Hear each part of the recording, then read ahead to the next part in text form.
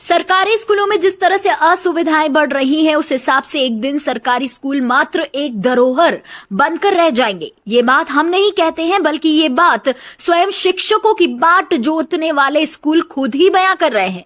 अब बानगी देखिए कि मावली ब्लॉक की ग्राम पंचायत है चंदेसरा। इस पंचायत में एक ही स्कूल है जिसका नाम है राजकीय उच्च प्राथमिक संस्कृत विद्यालय आडवाणिया। स्कूल की हालत ऐसे है कि ये स्कूल 5 महीने से शिक्षकों की राह देख रहा है और बच्चे राम भरोसे पढ़ाई कर रहे हैं। शुक्र है अभिभावकों का कि उन्होंने 100 बच्चों का अभी तक नामांकन नहीं हटवाया, बाकी ये स्कूल वीरान हो जाता। अभिभावकों ने इस स्कूल की साख बचाने के लिए एक बालिका को अपने स्वयं के खर्च पर नियुक्त किया। इन दिनों वही बालिका इन बच्चों को पढ़ाने आ रही है। सरकारें अपने बजट में कितनी ही घोषणाएं कर दे, हालात जस के तस रहेंगे। स्कूलों में सुविधा की बात हो, चाहे शिक्षकों की नियुक्ति की, सब जगह पोपाबाई का राज छाया हुआ है। धरातल पर कार्य नहीं होता है, उसका जीता जागता सबूत है ये स्कूल। आज इसी की ग्राउंड रिपोर्ट लेने आए हमारे संवाददाता ओम पुरोहित। देखिए क्या है हालात एक खास रिपोर्ट में। नमस्कार, आप जुड़े हुए हैं the Udaipur updates news channel के साथ और मैं हूं ओम पुरोहित। अभी हम मौजूद हैं राजकीय उच्च प्राथमिक संस्कृत विद्यालय चंदेसरा। मावली पंचायत समिति में विद्यालय आता है। मावली पंचायत समिति में ऐसे 5 विद्यालय हैं जो हमने जानकारी एकत्र की है। हम अभी यहाँ आए हैं, सुबह 11 बजे के लगभग आए। 11 बजे जब हम यहाँ पर आए तो बच्चे सभी बरामदे में प्रार्थना कर रहे थे। स्कूल पूरा लॉक था, कोई भी यहाँ पर मौजूद नहीं था। बच्चे खुद स्वतः ही प्रार्थना कर रहे थे। जब हमने बच्चों से पूछा कि यहाँ कोई टीचर नहीं है तो बच्चों ने मना कर दिया कि पिछले 5 महीनों से यहाँ कोई टीचर नहीं है। अभी जो टीचर यहाँ 11 बजे जो टीचर आए थे, हमने उनसे जानकारी ली कि वास्तविक स्थिति क्या है यहाँ पर। तो उन्होंने हमें बताया कि पिछले 5 महीने से वो डेपुटेशन पे हैं। एकमात्र टीचर हैं यहाँ पर। 100 से ज़्यादा बच्चे यहाँ पर अध्ययनरत हैं। पिछले 5 महीनों से यहाँ कोई टीचर नहीं है।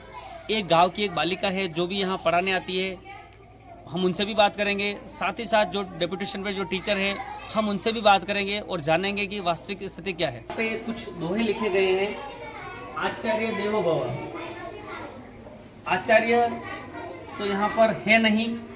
बच्चे स्वतः ही 5 महीने से यहाँ पर पढ़ रहे हैं। सरकार अपनी बजट में और सरकार अपने वादे, कई तरह के वादे करती है। सरकार बजट में भी करती है और कई तरह के आयोजन सभाओं में भी करती है, लेकिन संस्कृत विद्यालय जो है यहाँ पर पिछले 5 महीने से कोई शिक्षक नहीं है। कारण क्या है हम जानेंगे और हम उनसे टीचर से बात भी करेंगे जो शिक्षक हैं। सर नमस्कार।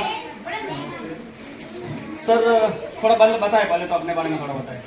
मेरा नाम रवि लक्ष्मी है और मैं पिछले 2011 से यहाँ पर कार्यरत हूँ और अभी सितंबर 22 में मेरा स्थानांतरण हो चुका है खेरवाड़ा के लिए और मुझे यहाँ के पेरेंट्स की डिमांड पर वापस प्रतिनियुक्ति विद्यालय में की गई है और पिछले नवंबर से यहाँ प्रतिनियुक्ति पर कार्यरत है। अच्छा, पिछले 5 महीने से यहाँ कोई टीचर है नहीं। 5 महीने से आप प्रतिनियुक्ति पे हो? जी, पिछले 5 महीने से कोई नहीं। यहाँ स्थायी थे। हम 3 टीचर थे, उस समय तीनों का स्थानांतरण एक साथ हो गया था और तीनों ही यहाँ से रिलीव हो गए। उसके बाद से मेरी वापस प्रतिनियुक्ति यहाँ की गई।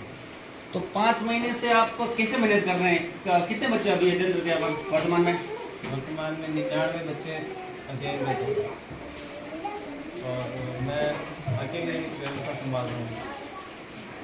तो 100 बच्चों को पढ़ाना, पहली से 8वीं क्लास तक का विद्यालय है, 100 बच्चों तक पढ़ाना कैसे मैनेज करते हैं आप?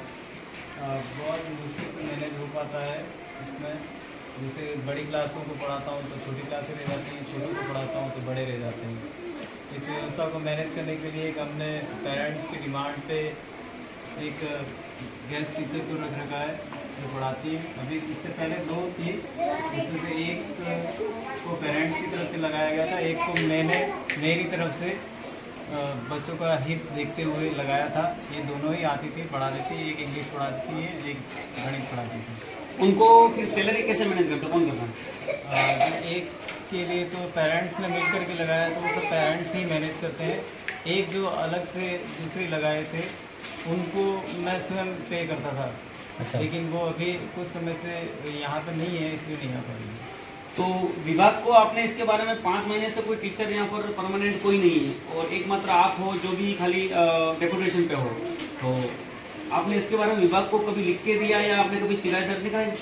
जी उनको सूचित कर रखा है, उनको इसकी जानकारी दे रखी है कि भाई यहाँ पे इतने बच्चे हैं और टीचर की कमी है, तो आप व्यवस्था करना है। तो कुछ अभी तक कुछ राहत महसूस होती दिख रही है या क्या है मामला?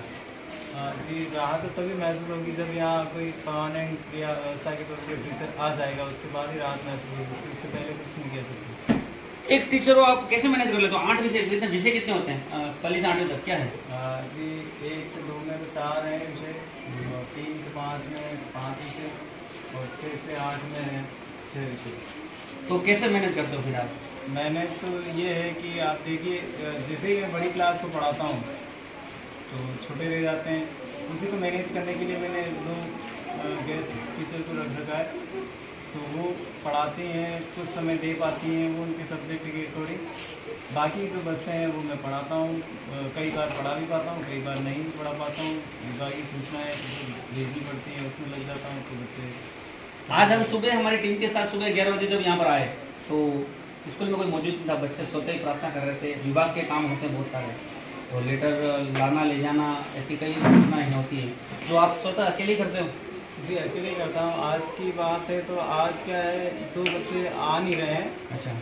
लंबे समय से, वो 8वीं बोर्ड के बच्चे हैं, तो मैं उनके माता पिता से संपर्क करने के लिए गया था कि बच्चे क्यों नहीं आ रहे, क्या कारण है, इनको भेजो आप ये करके। तो मैं वहाँ उनके घर को ढूंढने मुझे टाइम हो गया, वो जस्ट थोड़ा सा 5 किलोमीटर दूर है, पहले यहाँ मामा के यहाँ रहते पढ़ते थे, तो वो आ नहीं रहे, तो उनसे संपर्क करने में मुझे आने में देर हुई। अच्छा, हम उनसे भी बात करेंगे जो यहाँ पर अपने स्वतः अपने स्वयं के खर्च पर पास के गांव में, स्थानीय गांव में आज से कुछ बालिकाएं पढ़ाने आ रही हैं, उनसे भी बात करेंगे और जानेंगे कि वास्तविक क्या है।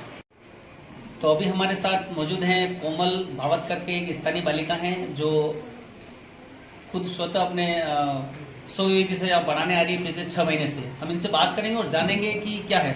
पहले अपना नाम पूरा अपने बारे में विस्तृत बताएं थोड़ा। कोमल भावत है मेरा नाम। मैं खुद भी इसी स्कूल से पढ़ी हुई हूँ। अच्छा। लेकिन मैं खुद भी अभी फर्स्ट ईयर में मेरी पढ़ाई चल रही है। मैंने यहाँ पे आकर स्थिति देखी तो बच्चों को स्कूल में पढ़ाने के लिए कोई टीचर्स नहीं है। 6 सब्जेक्ट्स है और टीचर्स हमारे यहाँ पर सिर्फ 1 है। वो खुद भी यहाँ के प्रिंसिपल्स है।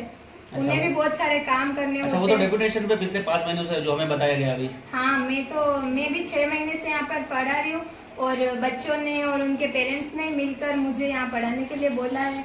और मेरी जो फीस होती है वो बच्चे और उनके पेरेंट्स एडजस्ट करके दे देते। महीने की मंथली हो जाती 1500-1600 रुपए कुछ हो जाती है। अच्छा, आपके मन में ये भाव कैसा है कि मैं बच्चों को पढ़ाऊँ, कोई टीचर नहीं है, क्या है मतलब? ये स्थिति उस टाइम की भी है जब हम खुद इस स्कूल में पढ़ते थे। अच्छा। हमारे टाइम पे सिचुएशन अलग थी कि हम खुद पढ़ लेते थे, लेकिन इन बच्चों को इतना मतलब वो है नहीं है कि हम खुद पढ़े। और मुझे बहुत खुशी होती है कि मैं जिस स्कूल से पढ़ी उस स्कूल में मुझे पढ़ाने का मौका मिल रहा है, तो ये अपॉर्चुनिटी मैं नहीं छोड़ सकती। अच्छा, 1500-1600 रुपये जो आपने बताया कि घर के जो बच्चों के घर वाले माता पिता इनके वो देते हैं, तो कैसे खर्च निकाल लेते हैं आपके? घर में कौन है आपके? घर में कौन कौन है? मेरे घर में तो हम 4 भाई बहन हैं। अच्छा, 4 भाई बहन हो। 2 बड़ी दीदियाँ है, 1 छोटा भाई है। अच्छा, तो और कौन कौन है? मदर फादर आपके? मदर फादर नहीं है, मेरे दादा दादी है, वो बुजुर्ग है। अच्छा, 1500-1600 रुपये में मतलब आपका ये कहना है कि मदर फादर आपके समय पहले देहांत हो चुका है। ये आप एक बड़ी बात, महिला दिवस जो 4 दिन पहले जा चुका है, हम देख सकते हैं कि बालिका किस तरह से बच्चों को जिस स्कूल में पढ़ी है वो पढ़ा रही है। और महिला दिवस पे कई लोगों को पुरस्कार मिलेंगे, लेकिन हम ये कहना चाहेंगे हकदार, ओरिजिनल हकदार ये है कि जो अपने 4 भाई बहनों के लिए बच्चों को पढ़ा भी रही है, खुद भी पढ़ रही है और खुद स्वतः के दम पे जो 1500-1600 रुपये एकत्र हो रहे हैं। सरकार विभिन्न तरह की योजनाएं चला देती है, विभिन्न तरह के वादे कर देती है, विभिन्न तरह के विद्यालय की घोषणा कर देती है, लेकिन वहाँ पर शिक्षक नहीं है। उस स्कूल में जो बच्चे पढ़ के गए हैं वो बच्चे खुद पढ़ाने आ रहे हैं, खुद पढ़ाई भी कर रहे हैं। ये एक बहुत बड़ी सोचने लायक बात है। और बात है, आप क्या कहना चाहेंगे? मतलब टीचर नहीं होना और आपको अपने स्कूल में पढ़ाना, क्या कहना चाहेंगे इसके बारे में थोड़ा बताएं। हाँ बता। अगर नींव ही मजबूत नहीं होगी तो मकान मजबूत कैसे बनेगा? मैं खुद भी इस बात से चिंतित रहती हूँ कि हमारे गांव के बच्चे हैं, अगर वो पहली से 8वीं तक ही उन्हें शिक्षा नहीं मिल पाएगी तो 9th में जाकर तो उन्हें अटकना है, फिर तो वो डायरेक्ट ही फेल हो जाएंगे। अगर उनका बेस अभी से बनेगा थोड़ा बहुत तो आगे जाकर उन्हें मतलब पढ़ाई करने में कोई कठिनाई उनकी नहीं होगी। आपकी ओर से आप जो सरकार और जो अधिकारी हैं उनको आपकी ओर से क्या मैसेज देना चाहिए आप? सरकार से तो मेरा इतना ही निवेदन है कि मैं खुद भी अपनी पढ़ाई कर रही हूँ, मुझे अपनी पढ़ाई के लिए अभी खुद भी मेरे एग्जाम चल रहे हैं, कल मुझे एग्जाम देने जाना, फिर भी मैं पढ़ाने आ रही हूँ। सरकार से इतना निवेदन है कि यहाँ पर जल्द से जल्द टीचर्स भेजने की सुविधा उपलब्ध करवाएं। बच्चे भी हैं और बच्चे भी बताएंगे, बच्चे से जानकारी लेंगे कि शिक्षक नहीं होने के कारण उनको क्या हानि हो रही है और भविष्य में आगे क्या है। क्या नाम है आपका गुड़िया? मेरा नाम तनिषा शर्मा है और मैं 8th क्लास में पढ़ती हूँ। हमारे गांव की एक दीदी है और वो हमें पढ़ाने आती है। अच्छा। उनके भी अभी एग्जाम चल रहे हैं। अच्छा, तो अगर 9th टीचर नहीं तो फिर आप कैसे पढ़ाई कर रहे हो? 8वीं तक पढ़ाई जो चल रही है आपकी फिर कैसे चलती है? हमारे वो दीदी पढ़ाते हैं। दीदी, जब दीदी नहीं आते तो फिर खुद ही पढ़ लेते हो आप? जी, हम खुद ही पढ़ लेते हैं। अच्छा, खुद ही पढ़ते हो। फिर आपका भविष्य आगे 9th क्लास में जब आप जाओगे तो आपकी पूरी तरह से पढ़ाई नहीं हो पा रही, तो उसको लेके आप क्या चिंतित हो? नहीं, हाँ चिंतित है हम, क्योंकि हमारे स्कूल हमारे विद्यालय में टीचर नहीं है? टीचर नहीं है। अच्छा, 5 महीने से स्थिति है। जी तो इसके बारे में आपने अपने पिताजी को, मम्मी को बोला है इस बारे में? जी बोला। तो फिर उन्होंने क्या कहा? दीदी को बोला? दीदी को भी बोला। हाँ। अच्छा, ठीक है। आपका नाम बताएं। मेरा नाम स्नेहा कृष्णावत। अच्छा, तो यहाँ पर टीचर नहीं है यहाँ पर? जी नहीं। तो फिर आगे के भविष्य को लेके आप चिंतित रह रहे हो? जी। क्या क्या कहना चाहोगे आप अधिकारी और सरकार से? आप अपना क्या निवेदन करना चाहोगे? हाथ जोड़ के निवेदन करना चाहोगे? फिर हम आगे जाएंगे तो 9th क्लास में कैसे पढ़ेंगे? अच्छा, इसको लेके चिंतित रहते हो? हाँ, तो पहले से 8वीं तक यहीं पढ़ रहे हो? जी। मतलब कुल मिला के बच्चे भी परेशान हैं अपने आगे के भविष्य को लेके। 9th क्लास में कैसे उनकी आगे पढ़ाई होगी। एक गुड़िया है जो स्थानीय गांव की यहाँ की है, जो हमने आपसे बात कराई, वो यहाँ पर पढ़ाने आ रही है। सरकार से भी उन्होंने, बच्चों ने भी निवेदन किया है और टीचर भी निवेदन कर रहे हैं। पिछले 5-6 महीनों से बच्चे परेशान हैं कि पढ़ाई इनकी तरीके से नहीं हो पा रही है। धन्यवाद।